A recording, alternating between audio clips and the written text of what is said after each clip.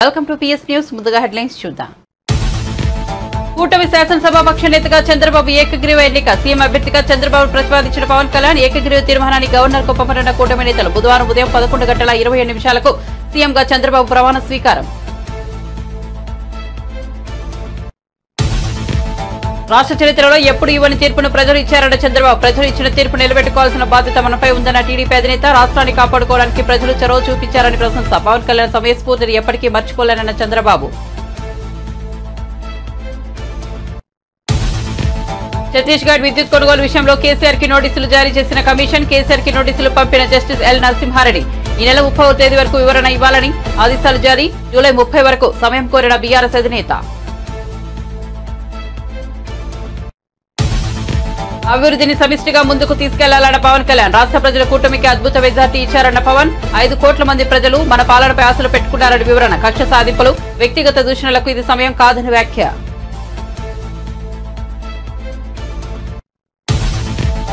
అధికారంలోకి వస్తామని తెలుసు, కానీ ఇంత ఘన విజయం సాధిస్తామని అనుకోలేదన్న పురంధేశ్వరి. 5 ఏళ్లలో రాష్ట్ర ప్రజలు నిజమైన సంక్షేమానికి దూరమయ్యారన్నారు పురంధేశ్వరి. గత 5 ఏళ్లలో కక్షపూరిత పాలనను ఎదుర్కొన్నామని వ్యాఖ్య. కూటమికి అనూహ్య విజయం కట్టబెట్టారన్న బీజేపీ రాష్ట్ర చీఫ్. జనసేన శాసనసభాపక్ష నేతగా పవన్ కళ్యాణ్ ప్రతిపాదించిన తెనాలి ఎమ్మెల్యే నాదెండ్ల మనోహర్ ఏకగ్రీవంగా ఆమోదించిన ఎమ్మెల్యేలు. మంగళగిరిలోని పార్టీ కేంద్ర కార్యాలయంలో జరిగిన జనసేన శాసనసభాపక్ష సమావేశం.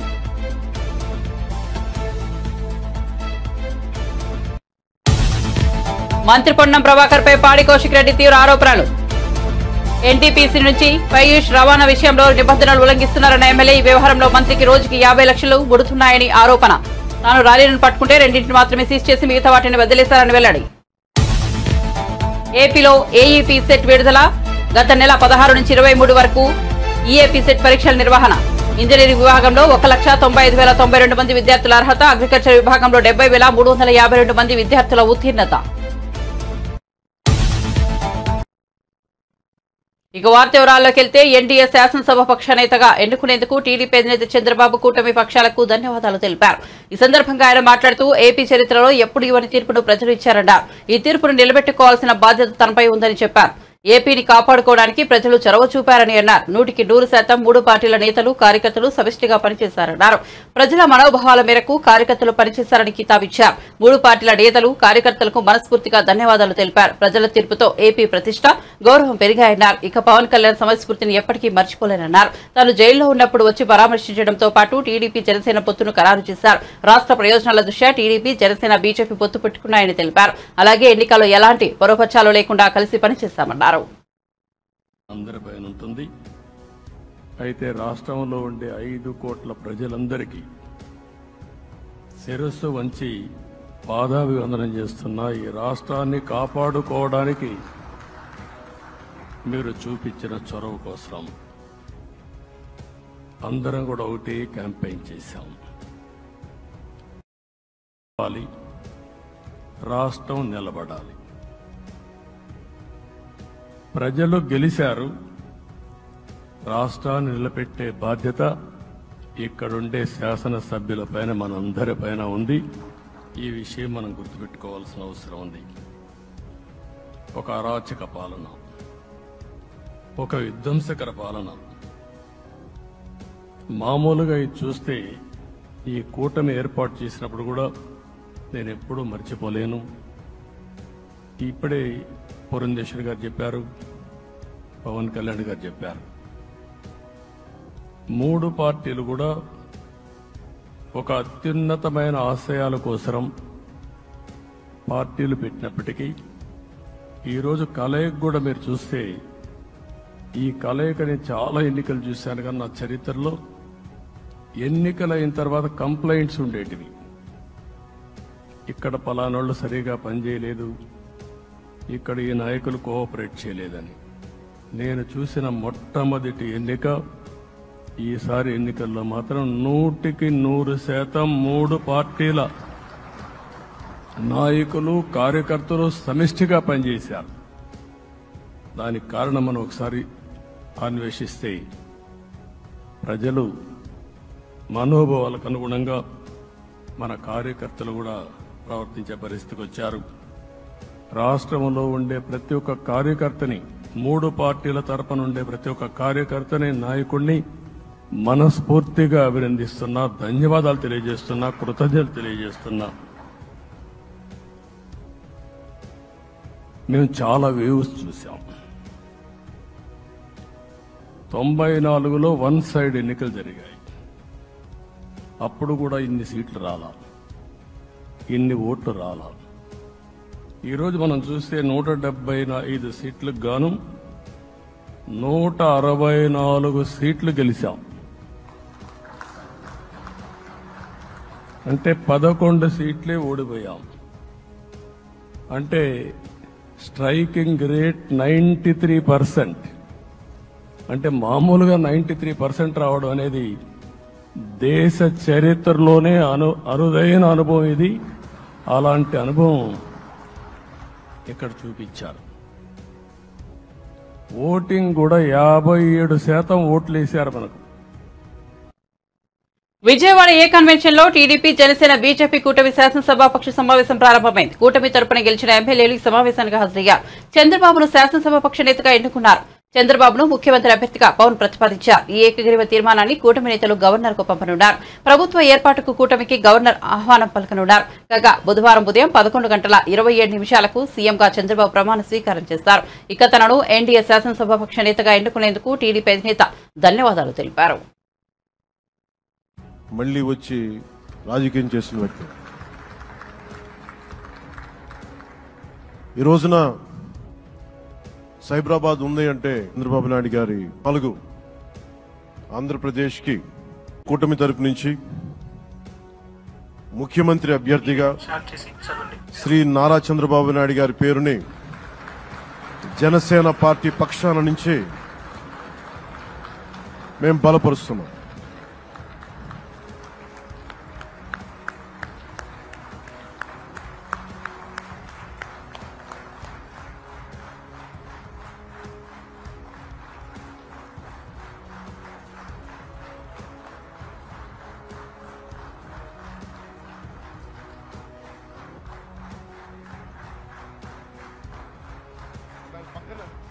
ఇది నేను ఆయన పక్కన పెట్టుకుని చెప్పాలి. ఆయన నలిగిపోయారు. జైల్లో చూశాను ఆయన.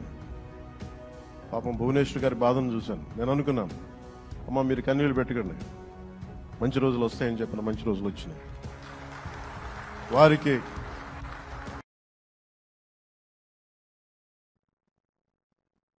యాదాద్రి, భద్రాద్రి థర్మల్ విద్యుత్ కేంద్రాల నిర్మాణంతో పాటు ఛత్తీస్గఢ్ విద్యుత్ కొనుగోలు ఒప్పందాలపై నిర్ణయాల్లో భాగస్వాములైన ప్రస్తుత మాజీ అధికారులను జస్టిస్ ఎల్ నరసింహారెడ్డి కమిషన్ గత కొద్ది రోజులుగా విచారిస్తోంది. దీనిలో భాగంగా ఛత్తీస్గఢ్ విద్యుత్ కొనుగోలు ఒప్పందంలో తాజాగా మాజీ సీఎం కేసీఆర్ కి నోటీసులు జారీ అయ్యాయి. కేసీఆర్ కి జస్టిస్ ఎల్ నరసింహారెడ్డి నోటీసులు పంపారు. విద్యుత్ కొనుగోలు ఒప్పందంలో కేసీఆర్ పాత్రపై కమిషన్ వివరణ కోరితే ఈ నెల 30వ తేదీలోపు వివరణ ఇవ్వాలని ఆదేశాలు జారీ చేసింది. కాగా కేసీఆర్ జూలై 30 వరకు సమయం కోరడం జరిగింది. ఇక ఇప్పటికే అసెంబ్లీ, లోక్సభ ఎన్నికల్లో పరాజయంతో సతమతమవుతున్న బీఆర్ఎస్ అధినేతకు ఇప్పుడు ఈ నోటీసులు జారీ కావడంతో గట్టి షాక్ అని చెప్పాలి.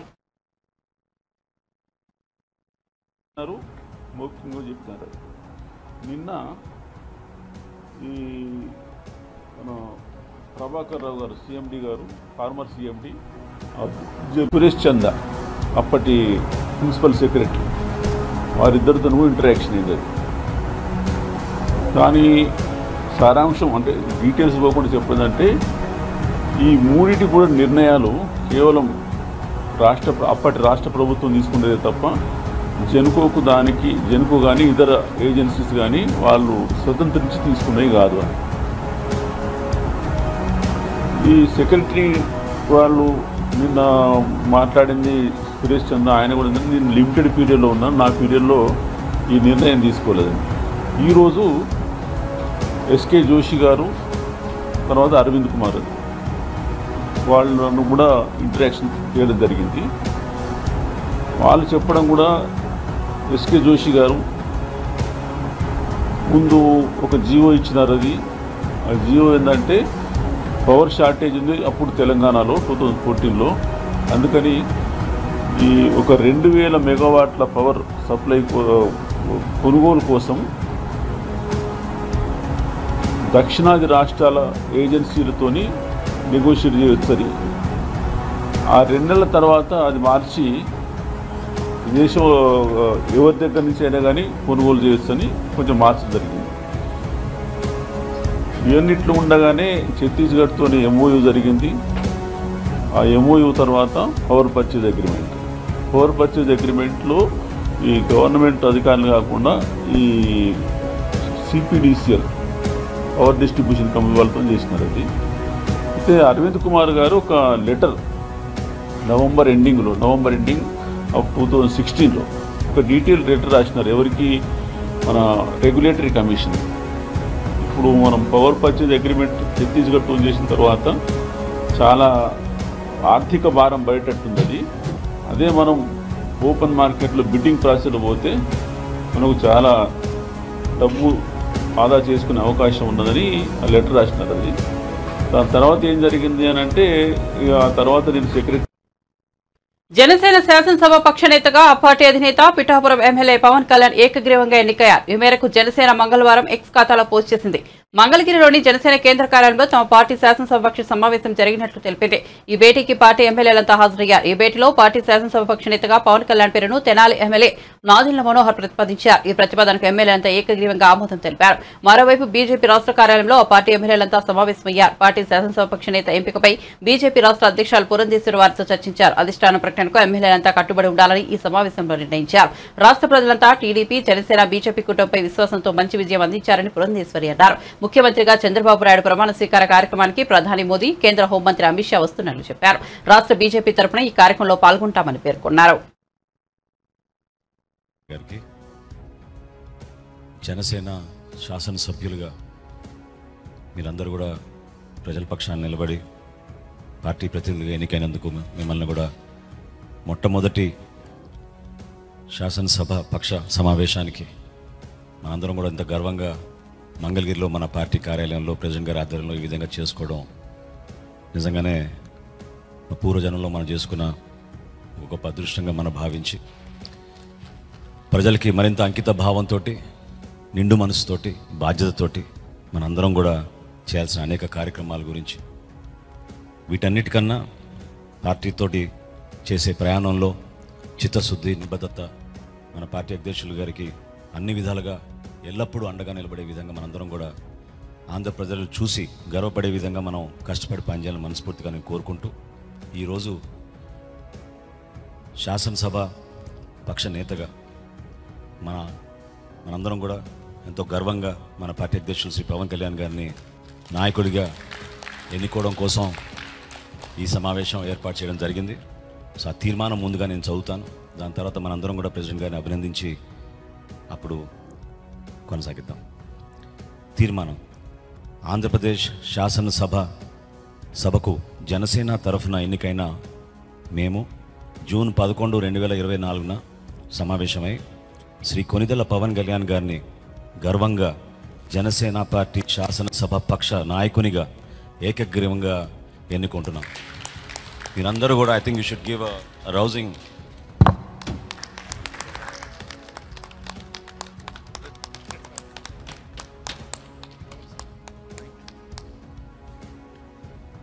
ఈ కాన్స్టిట్యూషనల్ ఫార్మాలిటీ పూర్తయింది కాబట్టి ఇప్పుడు మన పార్టీ అధ్యక్షులు, అదేవిధంగా మన శాసనసభ పక్ష నేత, మన పార్టీ అధ్యక్షులు శ్రీ పవన్ కళ్యాణ్ గారిని మాట్లాడమని రిక్వెస్ట్ చేస్తాం.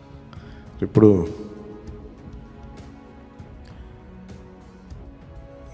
పార్టీ నేతగా మాట్లాడటం అలవాటు, ప్రెసిడెంట్గా మన శాసనసభ పక్ష నాయకుడిగా మాట్లాడాలంటే కొత్తగా ఉంది. ఇప్పుడు గొడవలు పెట్టుకోవడం, మాట్లాడటం, సమస్యలు తీసుకురావడం. బట్ మీ అందరికీ అపూర్వమైన మెజారిటీలతోటి ఘన విజయం సాధించిన మీ అందరికీ, ప్రతి ఒక్కరికి పేరు పేరున నా హృదయపూర్వక అభినందనలు, ధన్యవాదాలు. ఈ సందర్భంలో I want to share few things. చాలా ఒంటరి ప్రయాణం చేశాం. జాతీయ స్థాయి నాయకులు కూడా ఢిల్లీలో వాళ్ళు అడుగుతుంది ఏంటంటే, నువ్వు ఎలా పార్టీ నడిపారు? పార్టీ నడపడం మాకు తెలుసు కదా, అధికారం ఒక గుర్తింపు ఉన్న జాతీయ స్థాయి పార్టీలో ఉండి అసలు అధికారం లేకపోతే ఎంత కష్టమో మాకు తెలుసు. అలాంటిది మీరు not even recognised party, just registered party, మీరు ఎలా సస్టైన్ చేశారు ఇంతకాలం? వాళ్ళకి నేను ఒకటే చెప్పాను, మేమంటే ప్రేమించే జన సైనికులు, వీర మహిళలు, జనసేన మద్దతుదారులు, వారి వల్ల మేము బలంగా నిలబడగలిగాం. చంద్రబాబును ఎన్డీఏ తరఫున సీఎం అభ్యర్థిగా జనసేన అధినేత పవన్ కళ్యాణ్ ప్రతిపాదించారు. అనంతరం పవన్ చంద్రబాబును ఆత్మీయ ఆలింగనం చేసుకున్నారు. రాష్ట్రంలో కూటమి విజయం యావత్ దేశానికి స్ఫూర్తినిచ్చిందని పవన్ కళ్యాణ్ అన్నారు. ఇది కక్ష సాధింపులు, వ్యక్తిగత దూషణలకు సమయం కాదని చెప్పారు. ప్రజల నమ్మకాన్ని నిలబెట్టుకుని రాష్ట్రాన్ని అభివృద్ధి పథంలో సమిష్టిగా ముందుకు తీసుకెళ్లాల్సిన అవసరం ఉందన్నారు. గతి తప్పిన రాష్ట్రానికి చంద్రబాబు నాయకత్వం, అనుభవం చాలా అవసరమని స్పష్టం చేశారు. ప్రతి ఒక్కరి విజయాన్ని వారి వారి రాష్ట్రాల్లో ఎలా దీన్ని ముందుకు తీసుకెళ్లాలి, ఒక్క ఓటు చీలకుండా అలయన్స్ అంటే ఎలా ఉండాలి అనేది మన ఆంధ్ర ప్రాంత ప్రజలు, మన ఆంధ్ర రాష్ట్ర ప్రజలు మనందరం కలిసి కట్టుగా చూపించాం. 2021 మార్చి 14న ఇప్పటం సభలో నేను ఒకటే తెలియజేసుకున్నాను,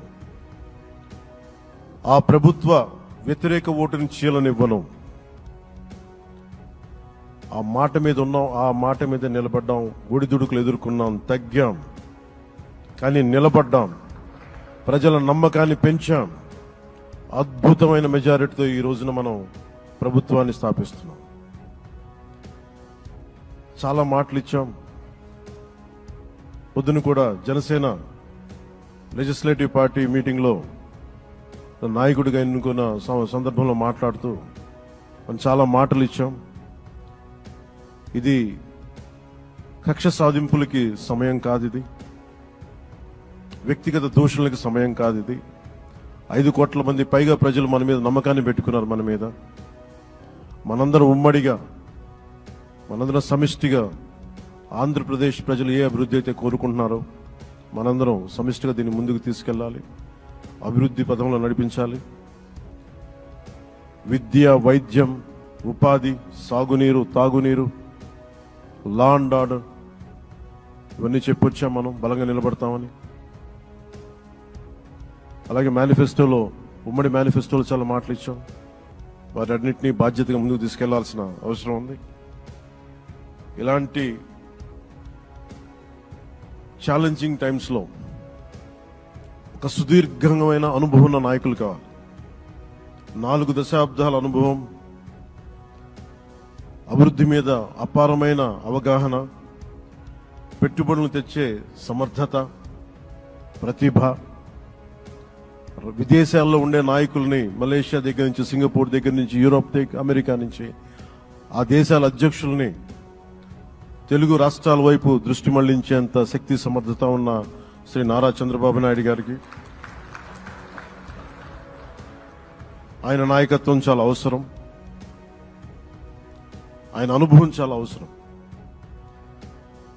అలాంటి అపారమైన అనుభవం ఉన్న వ్యక్తిని, అనుభవం ఒకటే కాదు, ధైర్యశాలి. ఈ రోజుకి నాకు ఒకటే గుర్తుంటుంది, మన తాడేపల్లిగూడెం సభలో చెప్పారు, ఆంధ్రప్రదేశ్ లో టీడీపీ, జనసేన, బీజేపీ కూటమిగా ఏర్పడిన క్షణంలోనే విజయంపై అందరికీ నమ్మకం ఏర్పడిందని బీజేపీ ఏపీ చీఫ్ పురంధేశ్వరి అన్నారు. అయితే ఇంత ఘన విజయాన్ని మాత్రం ఊహించలేదని చెప్పుకొచ్చారు. కూటమికి ఇది అనూహ్య విజయమని చెప్పారు. ఈ మేరకు మంగళవారం జరిగిన ఎన్డీఏ శాసనసభ సభాపక్ష సమావేశంలో పురంధేశ్వరి మాట్లాడారు. 5 ఏళ్ల జగన్ పాలనలో ఆంధ్రప్రదేశ్ ప్రజలు నిజమైన సంక్షేమానికి దూరమయ్యారని చెప్పారు. అభివృద్ధి అనే పదానికి అర్థం లేకుండా పోయిందన్నారు. ప్రజా వ్యతిరేకత పాలనను అంతమొందించాలని నిర్ణయించుకున్న ప్రజలు కూటమికి అనూహ్య విజయాన్ని కట్టబెట్టారని, ఇందుకు వారికి సభాముఖంగా కృతజ్ఞతలు తెలియజేసుకుంటున్నానని పురంధేశ్వరి చెప్పారు. చంద్రబాబు యుక్తి, నరేంద్ర మోదీ స్ఫూర్తి, పవన్ కళ్యాణ్ శక్తి, ఈ మూడింటి కలయికే ఇవాళ రాష్ట్ర ప్రజల ముందుకు కూటమి రూపంలో వచ్చిందని చెప్పారు. ప్రజా సంక్షేమంపైనే దృష్టి పెట్టి రాష్ట్ర అభివృద్ధి లక్ష్యంగా పాలన కొనసాగాలని ఆకాంక్షించారు. భారతదేశానికి కూడా ఇది ఒక ప్రజలచే ఎన్నుకోబడినటువంటి మీ అందరికీ పేరు పేరున ముందుగా నా నమస్కారాలు నేను తెలియజేస్తున్నాను. అనూహ్యమైనటువంటి విజయాన్ని మనం సాధించడం జరిగింది. పవన్ కళ్యాణ్ గారు మాట్లాడుతున్నటువంటి సందర్భంలో తెలియజేశారు. ఏ విధంగా ఢిల్లీలో మేము కూర్చున్నటువంటి సందర్భంలో ఆంధ్ర రాష్ట్రంలో జరిగినటువంటి ఎన్నిక జరిగిన తీరు మాత్రమే కాదు, 3 పార్టీల మధ్య ఏర్పడినటువంటి సమన్వయం ఒక రకంగా యావత్ భారతదేశానికి కూడా ఇది ఒక ఎగ్జాంపులరీ ఎగ్జాంపుల్ గా నిలవాలి అని చెప్పి ఢిల్లీలో మాట్లాడుకున్నటువంటి మాట.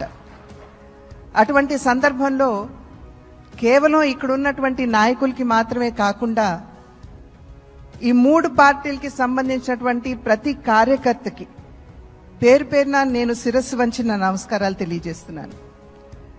అదేవిధంగా తెలుగు ప్రజలు గడిచిన 5 సంవత్సరాల కాలంలో వారు ఎదుర్కొన్నటువంటి సమస్యలు, ఒక విధ్వంసకర పాలన, విద్వేషపూరిత పాలన, కక్షపూరితమైనటువంటి పాలన ఎదుర్కొన్నటువంటి సందర్భంలో అభివృద్ధి అన్న పదానికి అసలు అర్థం లేకుండా పోయినటువంటి నేపథ్యంలో సంక్షేమం, నిజమైనటువంటి సంక్షేమం అన్నది ప్రజలు దూరమైనటువంటి సందర్భంలో విసిగి వేసారిపోయినటువంటి ప్రజలందరూ కూడా మనం ఊహించలేదు. ఇంతటి ఘనమైన విజయం మనం సాధించగలమని చెప్పి మనం ఊహించలేదు.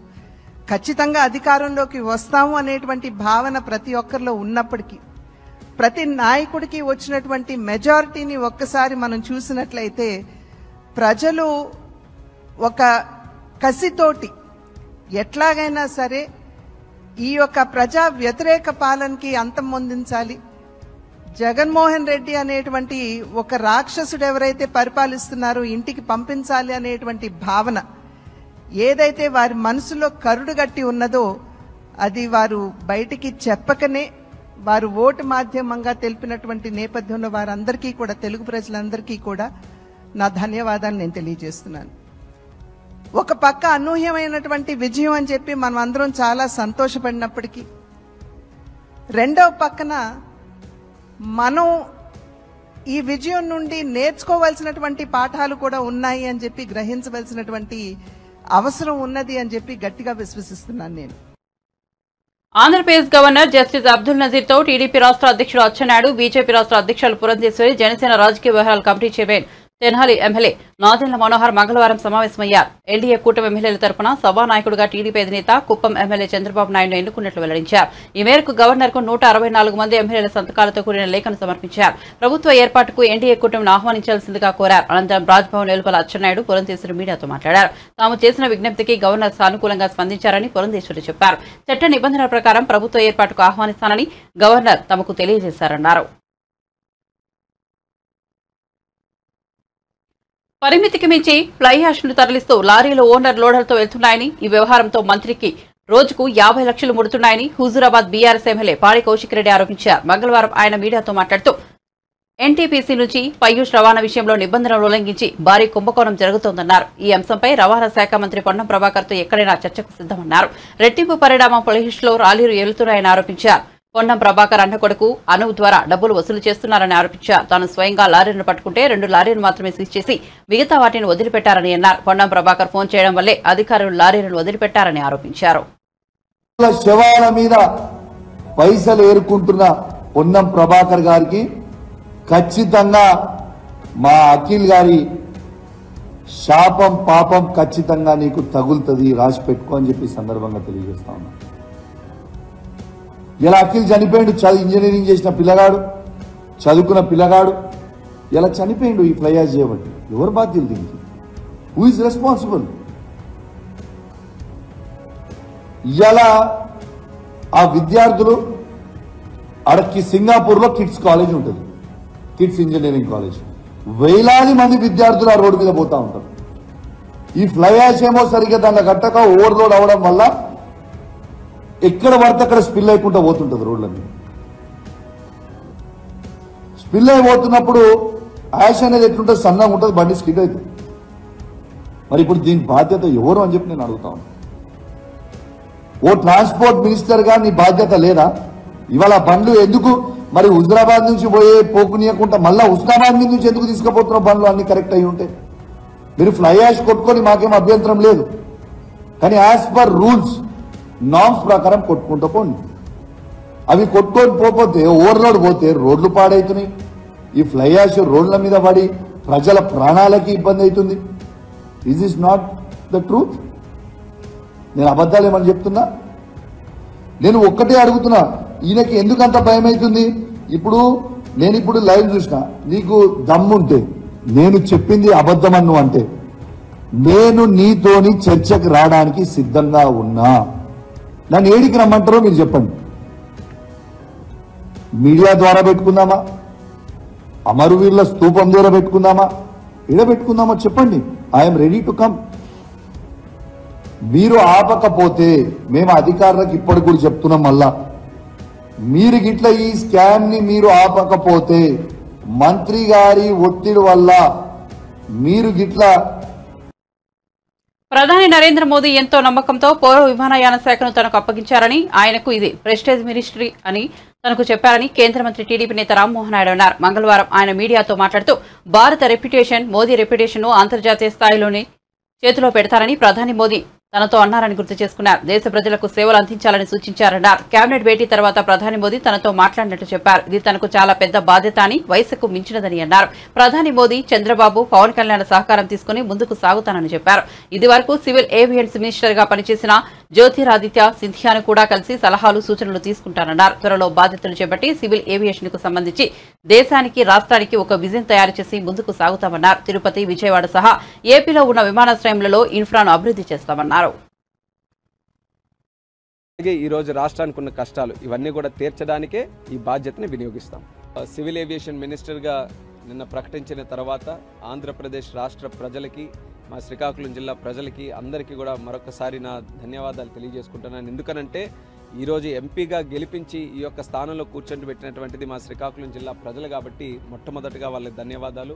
అలాగే ఎంతో పెద్ద బాధ్యత సివిల్ ఏవియేషన్ మినిస్ట్రీ అనంటే దేశంలోనే ఒక అతిపెద్ద మినిస్ట్రీలో ఒకటి, చాలా స్కోప్, చాలా పొటెన్షియల్ ఉన్నటువంటి మినిస్ట్రీ. అలాంటి మినిస్ట్రీ అత్యంత చిన్న వయసులో ఉన్నటువంటి కేబినెట్ మంత్రిగా నా మీద మోదీ గారు పెట్టినందుకు ఆయనకు కూడా నా ధన్యవాదాలు తెలియజేసుకుంటున్నాను. మరి అలాగే మా నాయకులు చంద్రబాబు నాయుడు గారు, లోకేష్ అన్న గారు, పవన్ కళ్యాణ్ గారు, మరి మా అమ్మగారు, మరి మా సతీమణి, మా బాబాయ్ అచ్చెన్నాయుడు గారు, ఇలా చెప్పడానికి చాలామంది ఉన్నారు. ఎందుకనంటే ఈ స్థానం చిన్న స్థానం కాదు. భారతదేశంలో ఒక కేంద్ర మంత్రిగా ఈరోజు మనం ఉన్నామనంటే ఆ స్థానం కల్పించడానికి కొన్ని లక్షల మంది, వేలాది మంది ఈరోజు దానికి సహాయ సహకారాలు అందించారు. వాళ్ళందరికీ కూడా నా ధన్యవాదాలు తెలియజేసుకుంటూ, అలాగే ముఖ్యంగా నేను తలుచుకోవాల్సినటువంటిది మా తండ్రి ఎర్రనాయుడు గారు. ఆయనకి కూడా ఎప్పుడు కూడా నిరంతరం ఆయన ఆశీస్సులు నాకు అందిస్తూనే ఉన్నారు.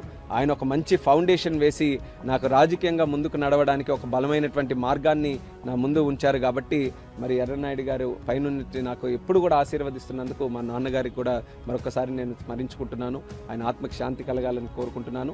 మరి ఇచ్చినటువంటి ఈ సివిల్ ఏవియేషన్ పదవి ఏదైతే ఉందో రాష్ట్రానికి 100% న్యాయం చేయడంలో ఎక్కడ ఏ కోణాన్ని కూడా విడిచిపెట్టకుండా కష్టపడడానికి నేను సిద్ధంగా ఉన్నాను. సివిల్ ఏవియేషన్ మినిస్ట్రీ ద్వారా ఆంధ్రప్రదేశ్ డెవలప్మెంట్కి అద్భుతంగా మనం చేయొచ్చు. ఎయిర్పోర్ట్స్ డెవలప్మెంట్లో కానీ, జాబ్ క్రియేషన్లో కానీ, ఇన్ఫ్రాస్ట్రక్చర్ క్రియేషన్లో కానీ, ఇలా చాలా ఆస్పెక్ట్స్లో సివిల్ ఏవియేషన్ మన రాష్ట్రానికి సంబంధించి చాలా అద్భుతమైనటువంటి అవకాశాలు ఉన్నాయి. అన్నిటికంటే ముందు టాప్ ప్రయారిటీగా మనం తీసుకుంటే భోగాపురం ఎయిర్పోర్ట్, దాన్ని జెట్ స్పీడ్లో కంప్లీట్ చేసి దానికి అక్కడ ఇన్ఫ్రాస్ట్రక్చర్ అంతా కూడా పూర్తి చేసి ఇమీడియట్గా ఒక ఫ్లైట్ ల్యాండింగ్ అయ్యే విధంగా ఒక పక్కా ప్లానింగ్తో ఒక మిషన్ మోడ్ మీద, వార్ ఫుటింగ్ మీద భోగాపురం ఎయిర్పోర్ట్ని మేము కంప్లీట్ చేసి ఉత్తరాంధ్రకే ఒక ప్రధాన హబ్గా ఆ ఎయిర్పోర్ట్ని మేము తయారు చేయబోతున్నామని కూడా నేను ముందుగా హామీ ఇస్తున్నాను. చంద్రబాబు నాయుడు గారి తాలూకా గైడెన్స్లో ఈ మినిస్ట్రీని ఆంధ్రప్రదేశ్ రాష్ట్రానికి ఏ రకంగా కార్యక్రమాలు చేయాలన్నది ఆయన ఆలోచనలు కూడా, గైడెన్స్ని కూడా తీసుకొని ముందుకు నడుస్తాం. అలాగే నా వ్యక్తిగతంగా కూడా ఈరోజు చిన్న వయసులో ఒక మినిస్ట్రీ నా భుజాల మీద పెట్టడం జరిగింది కాబట్టి దేశ ప్రజలకు కూడా ఒక మెసేజ్ మనం అందించాలి, ఒక మార్క్ మనం ఇవ్వాలి. యంగ్స్టర్స్ కూడా ఏదైనా ఇస్తే అది సాధించగలరు, యంగ్స్టర్స్లో ఆ ప్రతిభ ఉంది, ఆ టాలెంట్ ఉందనేది దేశ ప్రజలకు కూడా ఒక మంచి మెసేజ్ ఇచ్చే విధంగా సివిల్ ఏవియేషన్లో ఒక మంచి మార్క్ వదిలే విధంగా మరి భవిష్యత్తులో కృషి చేయాలన్నటువంటి ఆలోచనతో నేను ఉన్నాను. అందులో గడ్కరీ గారు నాకు ఇన్స్పిరేషను. రోడ్స్ అండ్ ట్రాన్స్పోర్ట్ ఇచ్చిన తర్వాత అద్భుతాలు సృష్టించారు హైవేస్లో. గడ్కరీ అంటే రోడ్స్ అంటే గడ్కరీ అనే స్థాయిలో ఈరోజు దేశంలో ఆయన మంత్రిత్వాన్ని ముందుకు నడిపిస్తున్నారు. మళ్ళీ దానికి ఆ మంత్రికి ఆయనే ఈరోజు బాధ్యతలు వహిస్తున్నారు. సో రేపు భవిష్యత్తులో సివిల్ ఏవియేషన్కి సంబంధించి ఏదైనా డిస్కషన్ వస్తే రామ్మోహన్ నాయుడు ఉన్నప్పుడు ఈ రకంగా బ్రహ్మాండంగా ఈ కార్యక్రమాలు జరిగాయనే మార్కుని తీసుకొని రావడానికి మాత్రం ఖచ్చితంగా నా వ్యక్తిగతమైనటువంటి ప్రయత్నం కూడా ఉంటుంది. ఇంకో 2 రోజుల్లో రేపు చంద్రబాబు నాయుడు గారి తాలూకా స్వేరింగ్ ఇన్ సెరమనీ మన అమరావతిలో మనం పెట్టుకున్నాం. అది అయిన వెంటనే మళ్ళీ ఇక్కడ ఛార్జ్ తీసుకొని మినిస్ట్రీకి రివ్యూ మీటింగ్స్ అన్నీ కూడా పెట్టుకొని ఒక విజన్ని తయారు చేసి దేశానికి అలాగే మన రాష్ట్రానికి ఈ సివిల్ ఏవియేషన్కి సంబంధించి ఒక విజన్ తయారు చేసుకొని ముందుకు నడుస్తున్నాం. మరి గతంలో ఈ మినిస్ట్రీని హ్యాండిల్ చేసినటువంటి జ్యోతిరాదిత్య సింధియా గారు, ఆయనతో కూడా నేను వెళ్ళి కూర్చుంటాను.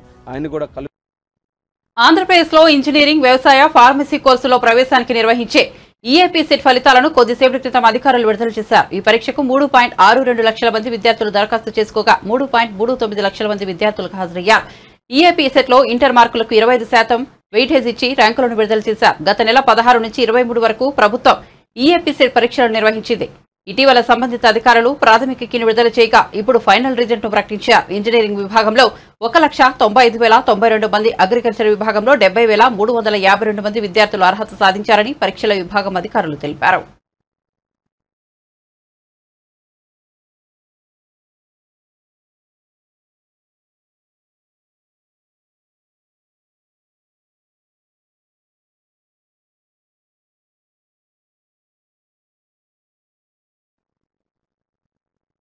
బులెటిన్ ముగించే ముందు హెడ్లైన్స్ మరోసారి చూద్దాం. కూటమి శాసనసభాపక్ష నేతగా చంద్రబాబు ఏకగ్రీవ ఎన్నిక. సీఎం అభ్యర్థిగా చంద్రబాబు ప్రతిపాదించిన పవన్ కళ్యాణ్ ఏకగ్రీవ తీర్మానాన్ని గవర్నర్ కు పంపనున్న కూటమి నేతలు. బుధవారం ఉదయం 11:27 సీఎంగా చంద్రబాబు ప్రమాణ స్వీకారం.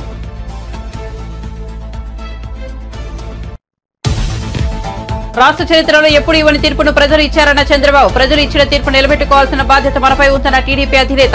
రాష్ట్రాన్ని కాపాడుకోవడానికి ప్రజలు చొరవ చూపించారని ప్రశంస. పవన్ కళ్యాణ్ సమయస్ఫూర్తిని ఎప్పటికీ మర్చిపోలేనన్న చంద్రబాబు. ఛత్తీస్గఢ్ విద్యుత్ కొనుగోలు విషయంలో కేసీఆర్ కి నోటీసులు జారీ చేసిన కమిషన్. కేసీఆర్ కి నోటీసులు పంపిన జస్టిస్ ఎల్ నరసింహారెడ్డి ఈ నెల 30వ తేదీలోపు వివరణ ఇవ్వాలని ఆదేశాలు జారీ. జూలై 30 వరకు సమయం కోరిన బీఆర్ఎస్ అధినేత.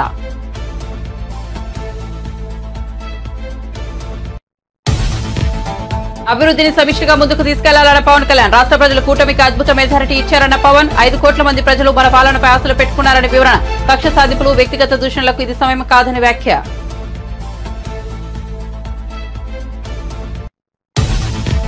అధికారంలోకి వస్తామని తెలుసు, కానీ ఇంత ఘన విజయం సాధిస్తామని అనుకోలేదన్న పురంధేశ్వరి. 5 ఏళ్లలో రాష్ట్ర ప్రజలు నిజమైన సంక్షేమానికి దూరం అయ్యారన్న పురంధేశ్వరి.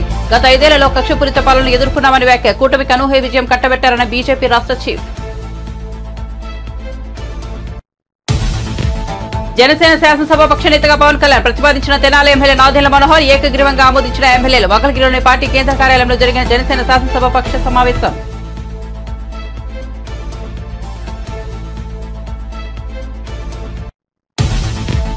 మంత్రి పొన్నం ప్రభాకర్ రెడ్డిపై పాడి కౌశిక్ రెడ్డి తీవ్ర ఆరోపణలు. ఎన్టీపీసీ నుంచి పయూష్ రవాణా విషయంలో నిబంధనలు ఉల్లంఘిస్తున్నారన్న ఎమ్మెల్యే. ఈ వ్యవహారంలో మంత్రికి రోజుకి 50 లక్షలు పుడుతున్నాయనే ఆరోపణ. తాను లారీలను పట్టుకుంటే 2 మాత్రమే సీజ్ చేసి మిగతా వాటిని వదిలేస్తారని వెల్లడి.